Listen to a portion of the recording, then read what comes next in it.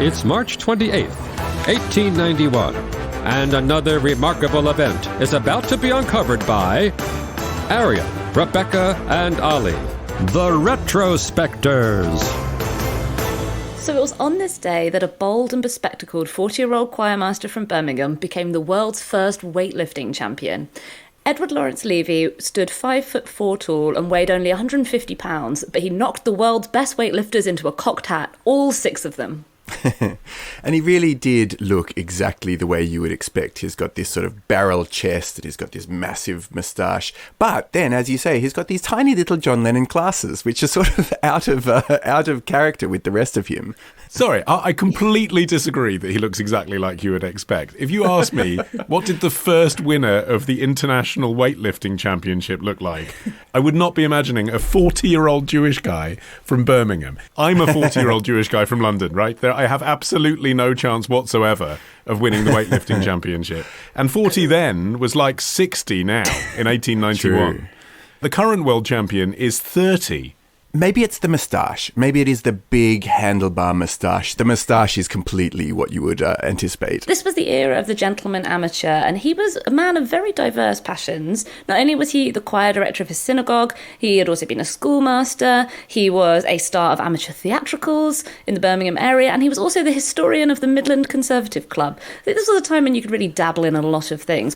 But the reason that this competition came about itself was sort of because they were trying to create a respectable version of a sport that had been done for a while in a much less organised manner. And since the 1880s weightlifting contests had appeared in England, but they tended to be part of a vaudeville show style of thing. You had these strongman shows and performers would challenge audience members to beat them in a feat of strength. But there was no standardisation for any of these contests, and strongmen would tend to use either dumbbells or sacks of flowers or wheelbarrows for props, and there was no shortage of foul play. You know, they for centuries had been guilty of using either lightweight props for themselves or disadvantageous props for the people who they were going up against. And so this was an effort to bring some sense of actual legitimacy to a sport that was getting more and more attention. Yeah, well, I think you see the two strands of weightlifting, don't you, as a discipline going on. You've got the strongmen bit, which is kind of circus act, vaudeville stuff, has its modern manifestation in a way in World's Strongest Man, which is shown on Channel 5 on Christmas Day, right? Still a bit stunty, picking up jeeps, that kind of thing. And then you have the second strand, which at the time, if you look at the poster art from the era, they called halterophilia, which was the classical term from ancient Greek for dumbbell lifting. I mean, it's interesting, isn't it, to think that a working class visitor to one of these attractions would know that term rather than weightlifting. And you had these two things going on in parallel, and the idea of this World Weightlifting Championship was to kind of say, look, they're the same thing. You know, you can be a showman and also be authentically, independently assessed as the world's strongest man. But actually, as I've said, the fact that we still have these two events in parallel, things like the world's strongest man and the Olympics, suggests that that's never really been reconciled, actually. There must be some snobbery still in the weightlifting world about which title it is you're going for, the showbiz one or the sports one. Well, one of the driving forces to reconcile those two different worlds was a guy called John Astley Cooper, who inspired the Commonwealth Games, or the British Empire Games as they were at the very beginning. He had this idea of international sport as a way of bringing people together from other countries, but this sort of twin motivating desire that he wanted to find the strongest lifter alive, and then he also wanted to make the sport bigger than it was. And he'd already run this competition back in January, where he'd had 12 Brits face off against each other, and that was won by Levy as well. There was a weird scientific undertone to a lot of this as well. So you had the interest in cultivating a physique based on this Grecian ideal, but there was also a sort of proto-eugenicist idea of we need to find the best person at everything in the world and see what conclusions we can draw from all of it. The guy who was sort of the forerunner to Levy was a guy called Eugene Sandow. He was a Victorian bodybuilder, became very famous, not for weightlifting, just for his physique, but he was billed as the world's most perfectly developed specimen. So there's a really obvious undertone there of what we're really trying to do is sort of find out who the best people in the world are and then see what scientific conclusions we can draw from that, which makes it even more ironic, obviously, that, you know, the strongest man turned out to be this mild-mannered Jewish schoolteacher.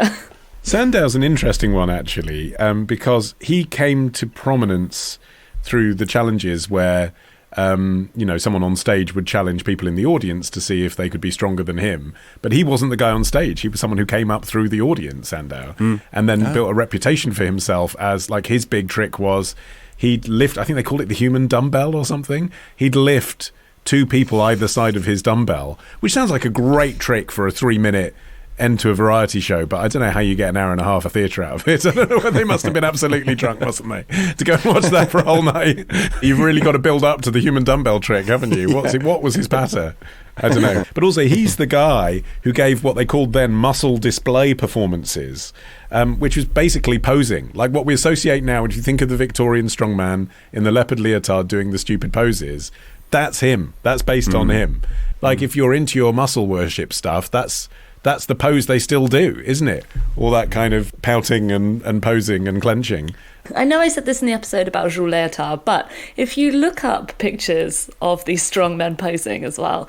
Oh, here we're going to objectify some men again, are we, Rebecca? No, I'm not objectifying. I'm just saying that the outfits are form-fitting, and you can see why they would appeal to a large subset of the population. There was an ogling element to all of it as well, although not in this case. If I can take you back to what we're talking about on this day, these first weightlifting championships, they obviously did not expect a big crowd because it was held at Cafe Monaco on Shaftesbury Avenue in London's West End. I mean, that's the heart of Theatreland, Shaftesbury Avenue. If you wanted to create a serious sporting event now, you'd put it almost anywhere else but a theatre, wouldn't you? And there were only 7 contestants, although there was an American, there was a Belgian, it was international. However, unlike now, if you think of how the weights get heavier and heavier until a winner emerges, in this 1891 contest, there were basically a series of exercises to be performed with various weights. Now the event is a duathlon. There's the snatch lift and the clean and jerk lift. In this one, it was an octathlon, and it involved holding the dumbbells in various positions. The problem was that actually Levy and the runner-up, Giacomo Zaffarano of Italy, both completed the sets. Levy ended up winning on style, which you feel like probably wasn't the fairest judgment. I'm assuming that the judges were all British. But even to this day, at the Olympics, if you have a draw, they determine who's won based on their body weight. And that seems a bit unfair, like if they've both lifted the same thing. I mean, I like style as a better way to break that deadlock.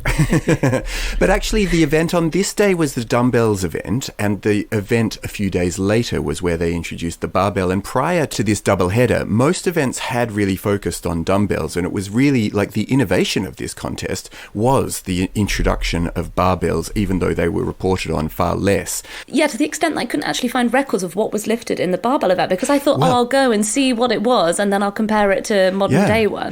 I tried to do the same thing, and I think part of what the problem was that I found one account which seemed to say that a lot of people had trouble lifting the barbell at all, so they'd set their weight just way too high. The guys are just standing around going, must be one of those new bars. Yeah, something wrong with this one. I did manage to find what they were lifting in the dumbbell exercises. So the heaviest dumbbell that they lifted was 100 pounds in each hand. That's 45.3 kilos. So they were lifting it to the shoulder and then overhead, so kind of like the modern clean and jerk. So assuming that 2 dumbbells is kind of like a barbell, the current clean and jerk men's record in the 73 kilo and under division is held by China's Shi Ziyong, and it's 198 kilos. So they were lifting half that amount at this event in 1891. I think one of the reasons it might be hard to find this information now is because the event was seen as a bit of a flop. At the time, the Sporting Life described the event as being rather slow. It wasn't until in 1989 the International Weightlifting Federation, the IWF, rediscovered the competition that they assigned it as the founding World Championships. It had kind of been forgotten in the history of weightlifting. Well, I mean, Levy wanted to be seen as an inspiration, particularly to the Jewish community. He was a leading figure of what was called muscular Judaism, which was sort of a movement modelled on what was called muscular Christianity, probably better known, this sort of Victorian concept of Christian masculinity, where being a Christian didn't mean that you had to be meek and mild. You could be very butch and macho and still be a Christian. And so there were leaders in the Jewish community, and Levy was one of them, who wanted to do something similar for Judaism, to kind of shake off the stereotype of Jewish men men being quite, bookish and meek and intellectual. And he actually saw his weightlifting, rather than standing in opposition to his religious role as a choirmaster, he actually saw it as part of his wider civic activism. And here we are 130 years later, me and Arion representing the cause. I think it's fair to say he failed. We did not get that memo, Olly. I want to see which one of you guys can lift me. Might take both of us. No offense, but... Tomorrow. So she had a sense that she might make it if the cat made it, though, famously, cats are good at falling.